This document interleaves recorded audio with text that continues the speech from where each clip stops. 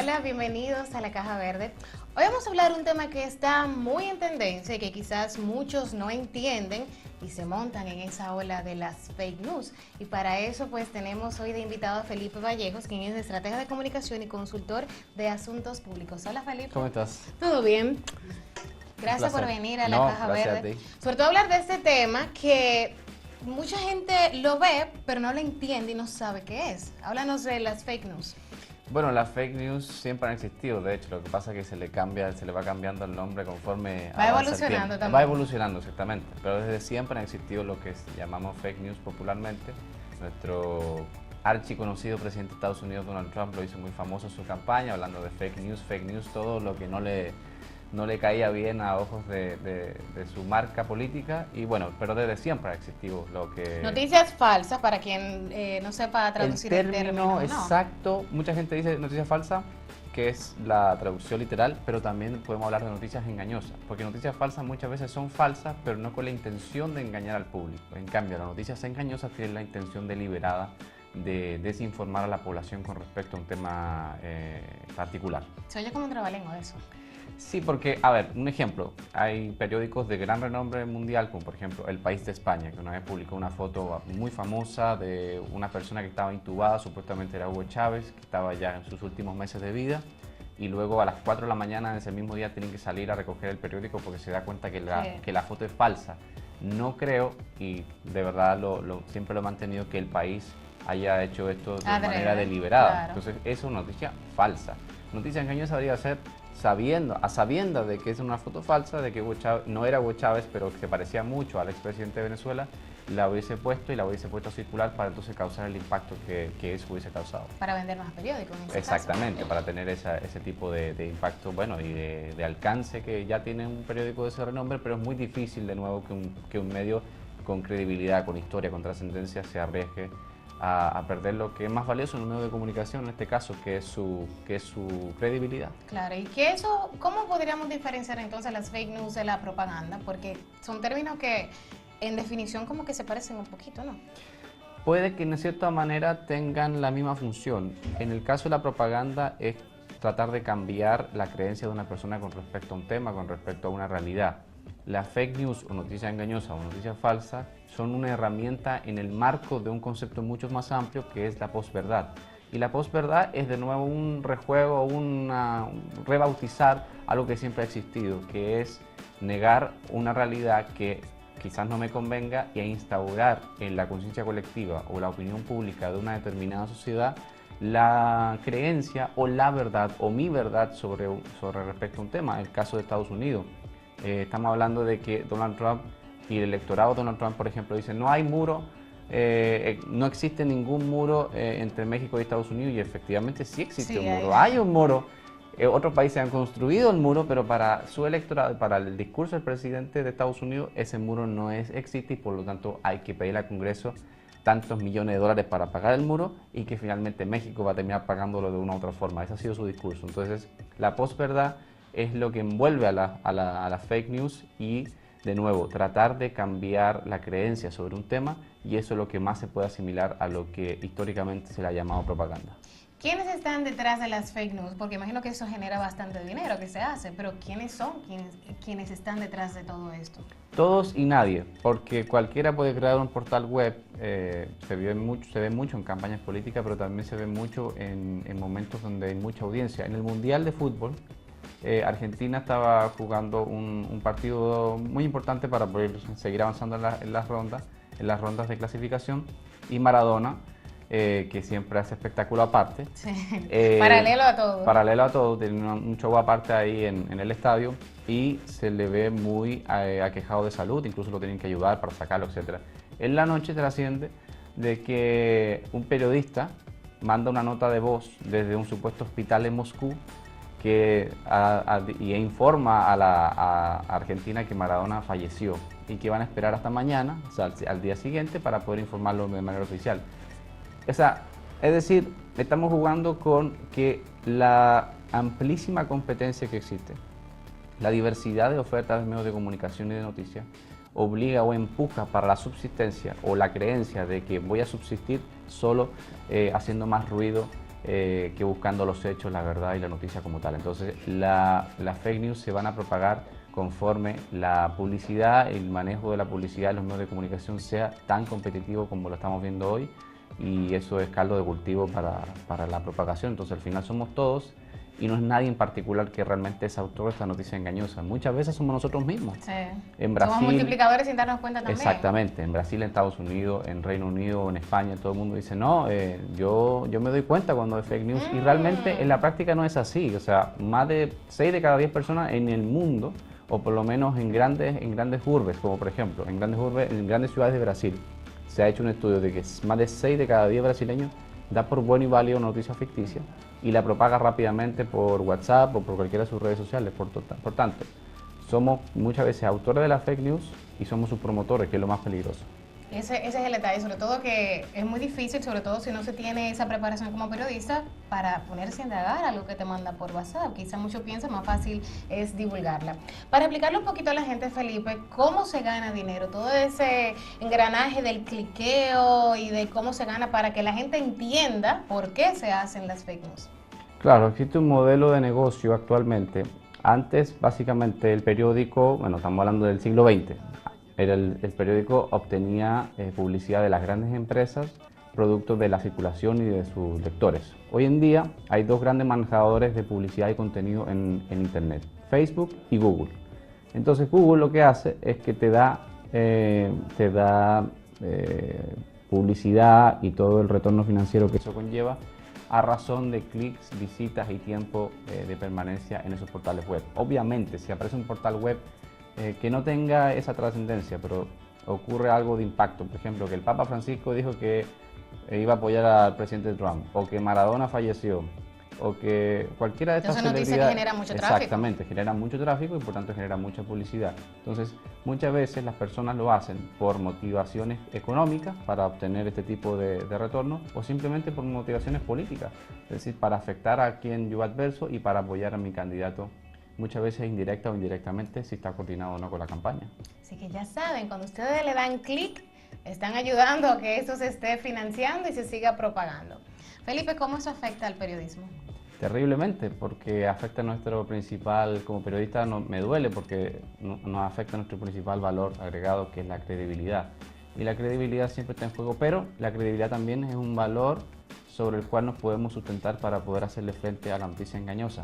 De todas maneras, vamos a convivir eternamente con esto, sobre todo ahora en esta era de las redes sociales y la multiplicación masiva en muy poco tiempo de noticias engañosas. En el 2022 se estima que la mitad de las noticias que van a circular por las redes sociales, por internet, van a ser falsas o engañosas. Pero eso es fuerte, eso ya. Eso ya. Entonces se estima que el 2022, me imagino que va a ser antes, y ya estamos viendo que las campañas, no solamente políticas, sino comerciales, pueden verse muy afectadas por esta situación, de manera que afecta mucho el periodismo. Pero de nuevo, el periodismo puede ser un aliado, el periodismo creíble, el periodismo que comprueba los hechos, puede ser un aliado frente a esta batalla, que es una batalla realmente, por el hecho de que la gente se puede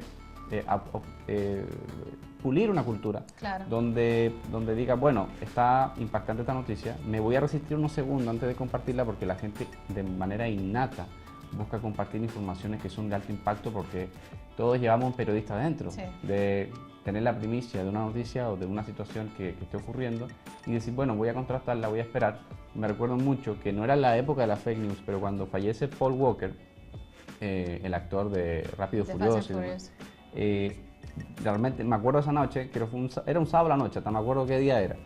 Y buscando en Twitter, en Facebook, para poder comprobar los rumores. Habían rumores, no es que falleció, pero falleció, hasta que realmente sale de la misma cuenta oficial de Paul Walker a indicar que efectivamente había fallecido, y esa fue la confirmación oficial. Pero hasta ese momento nadie realmente podía dar por cierto, por bueno y válido, un rumor que se desmentía y después se confirmaba. Eso es un juego peligroso de por sí. Mira, para que tú vayas pensando en esos casos también que han sido bastante trascendentales, que tienen que ver con la fake news, pues vamos a unos comerciales para que tú vayas meditando esa parte. Volvemos en breve.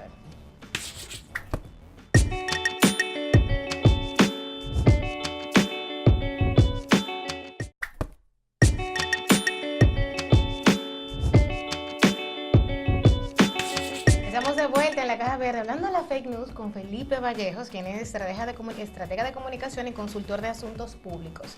Te dejo una tarea y es pensar en esos casos que han pasado, o sea, que hay que tenerlo como referencia obligatoria cuando hablamos de fake news. La primera de todas es el ya fallecido presidente de Cuba, Fidel Castro. No sé cuántas veces lo mataron. En esa época no se hablaba de fake news, pero durante décadas el rumor de que finalmente había fallecido Fidel Castro, lo habían matado y hasta que realmente se comprobó, dijeron, bueno, vamos a comprobar realmente que ha fallecido. Y se puso en duda incluso cuando pasó el hecho. Exactamente, entonces eso era una fake news realmente, que en ese momento no se le llamaba fake news, pero que fue, digamos, muy simbólico. El otro tema, hay tres referencias a nivel global en los últimos años. El primero fue cuando el Reino Unido se separó de la Unión Europea. Se movió mucho el miedo. El miedo es un factor preponderante que aglutina todo o que es un aliciente dentro de la fake news, el miedo. Por el hecho de que los promotores de que el Reino Unido saliera de la asociación con la Unión Europea, por lo menos desde el punto de vista económico, era que de no salir iban a llegar más inmigrantes y que al final el Reino Unido va a estar plagado de inmigrantes. Iban a haber más inmigrantes que ingleses en el propio terreno del Reino Unido. Y lo segundo, lo propio con Donald Trump. Donald Trump movía el discurso de que en cualquier momento, con la frontera abierta, ya íbamos a terminar prácticamente invadidos por mexicanos que a ojos de Donald Trump eran nada más que delincuentes, violadores, drogadictos, etc. Todo eso está entrando por la frontera. Soy el único capaz de hacerle frente a esta situación. Y en el caso de Donald Trump, disculpa Felipe que te interrumpa, él utiliza Twitter como su plataforma de este es mi podio de la verdad y lo que yo digo aquí, eso es, lo otro que ustedes leen en los medios de comunicación, todo es mentira. Exactamente, eso lo que has definido es la posverdad, es decir, yo me manejo en las plataformas y en los medios de comunicación donde se va a difundir mi verdad y no la verdad del New York Times, de CNN, por eso él solamente da entrevistas, por ejemplo, a Fox News. Por eso solamente habla vía Twitter. Alguna gente, hay presidentes que gobiernan por decreto, Donald Trump gobierna por Twitter. Por Twitter. Lo mismo con ahora el recién electo presidente de Brasil, Jair Bolsonaro. Solamente le daba entrevistas a un canal que estaba afín a sus ideales. Solamente hablaba por redes sociales con gente afín a sus ideales, a sus políticas. Entonces estamos viendo de que ahora estamos ultra segmentados.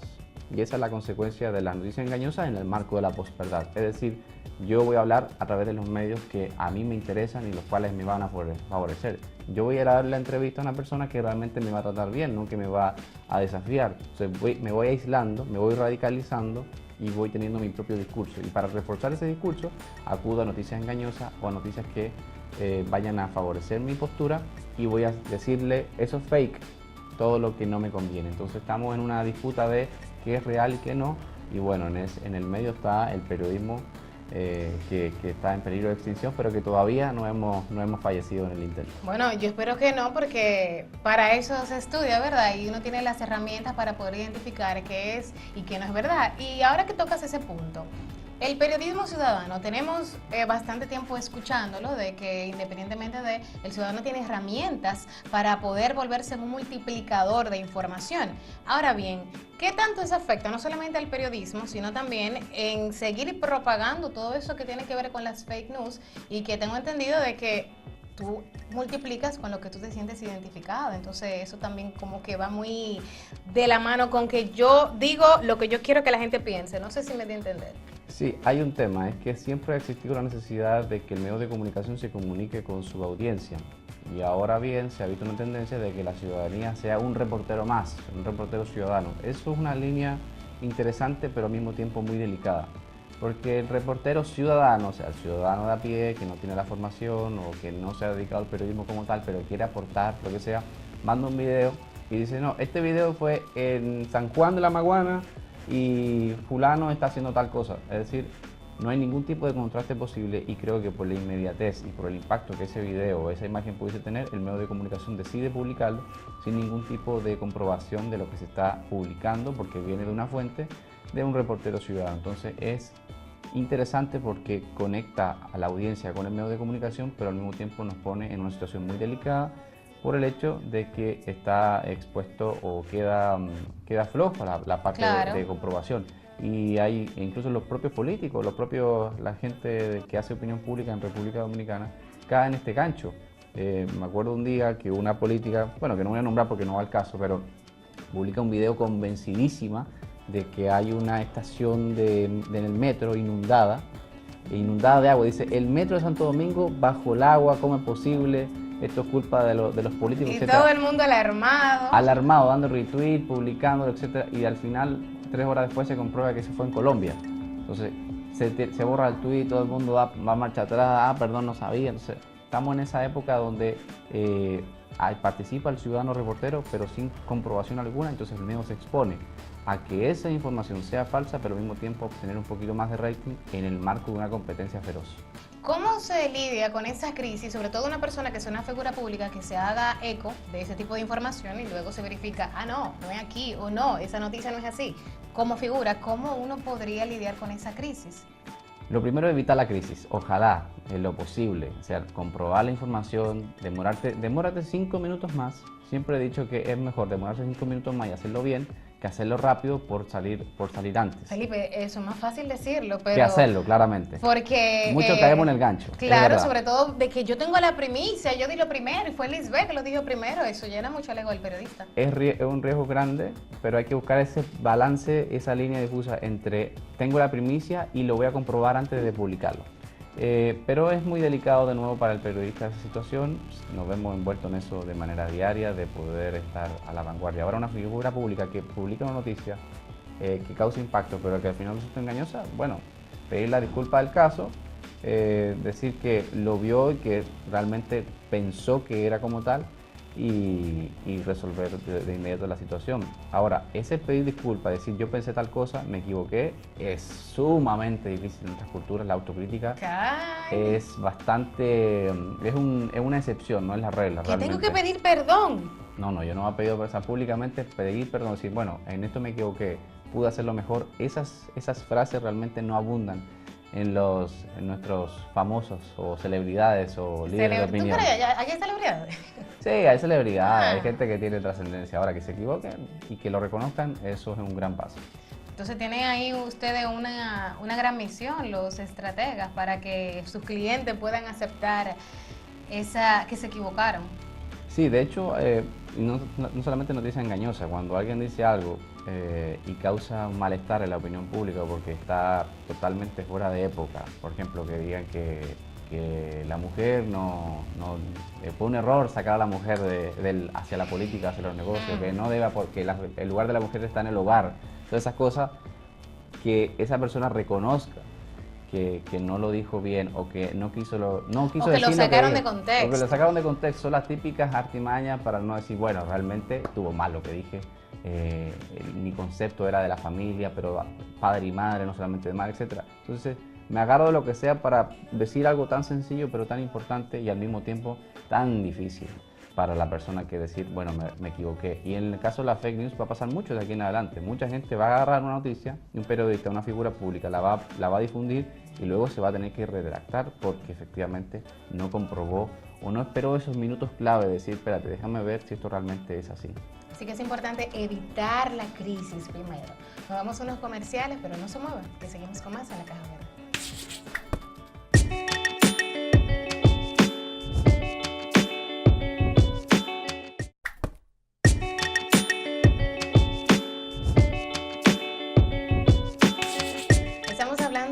Fake news en La Caja Verde y ya pues hablamos del concepto de esos casos que también pues han pasado la línea del tiempo y hay que mencionarlo siempre que hablamos de las fake news. Pero un ciudadano común, ¿cómo puede identificarla?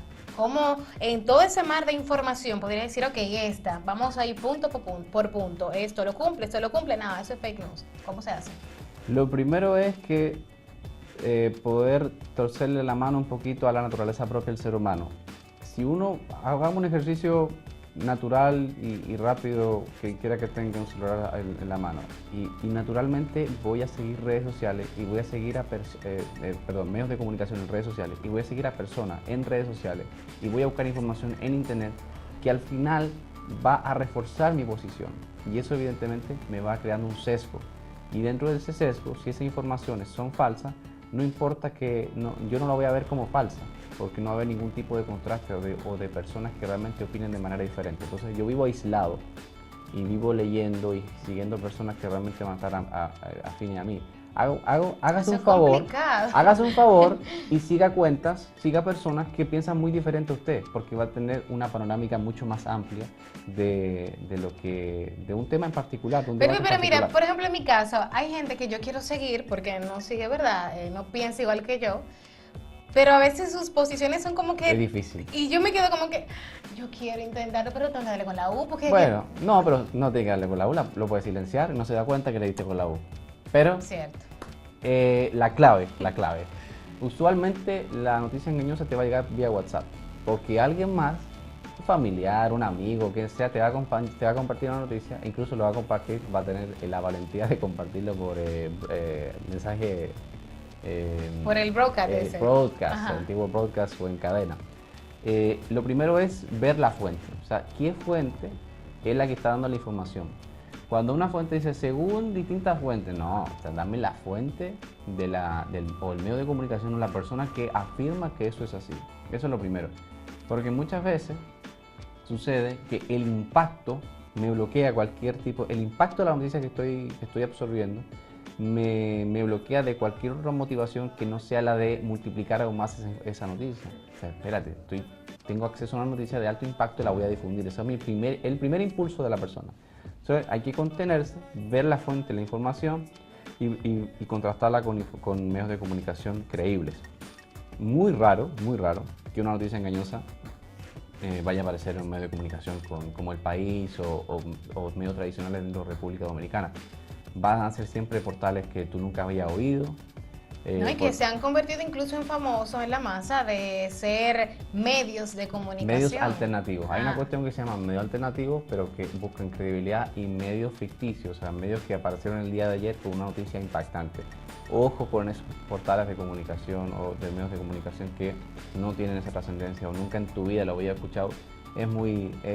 Hay que tener esa cierta desconfianza. Entonces, comprobar la información y luego contrastarla a través de una búsqueda rápida en Google, las primeras informaciones que tengan que ver con ese tema que estás teniendo en tus manos.